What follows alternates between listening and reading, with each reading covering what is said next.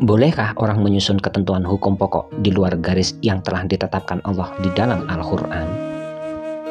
Pada dasarnya manusia adalah zalim dan bodoh. Hal ini disebutkan pada surat ke-33 ayat 72. Manusia itu dikatakan zalim karena setiap lebih banyak berpikir dan bertindak untuk kepentingan dirinya daripada untuk kepentingan orang lain. Jika orang-orang begitu diizinkan menyusun ketentuan hukum pokok, maka hukum itu akan memperlihatkan kepincangan, berat sebelah, tidak berupa keadilan merata, dan praktis menimbulkan kegelisahan, tantangan dari pihak yang dirugikan. Dan manusia itu dikatakan bodoh karena setiap orang dipengaruhi oleh lingkungan yang lebih dekat berhubungan dengan dirinya.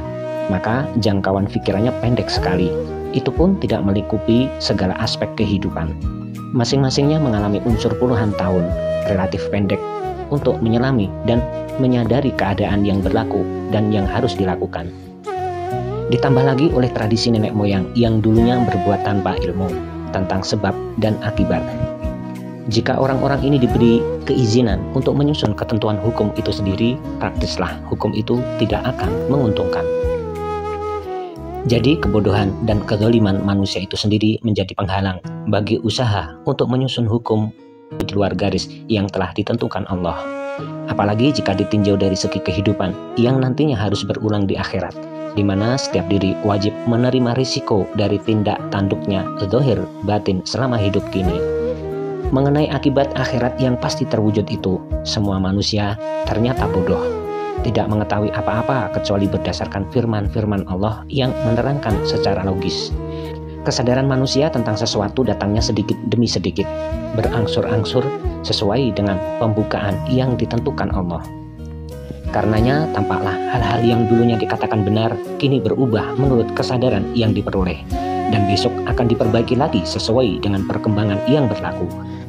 Mereka meraba-raba dalam peradaban, maju secara zigzag dan kadang-kadang berbelok 270 derajat tanpa sadarnya kembali pada titik peradaban bermula. Untuk semua itu, surat kelima ayat 50 menyatakan bahwa selain hukum yang diturunkan Allah adalah hukum kebodohan, kolot, dan hukum yang diturunkannya adalah satu-satunya yang sempurna. Dia menurunkan hukum itu sesuai dengan kehidupan manusia sendiri, zahir batin, dunia, dan akhirat, sebagai dinyatakannya dalam surat ke-30 ayat 30. Pada mana Allah tidak akan mendapatkan untung apa-apa kecuali karena rahmat dan rahimnya pada manusia ramai.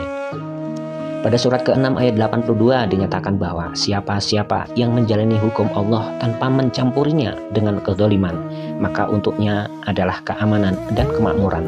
Jadi, untuk mendapatkan kemakmuran hanyalah dengan mematuhi hukum yang diturunkan Allah saja.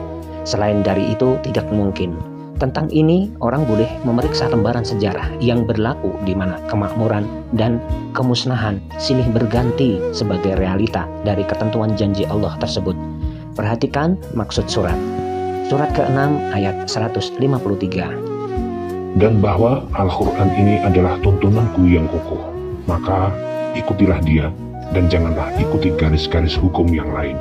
Lalu hal itu memecah belah kamu dari garis hukumnya. Demikianlah yang kamu dia wasiatkan dengannya Al-Quran.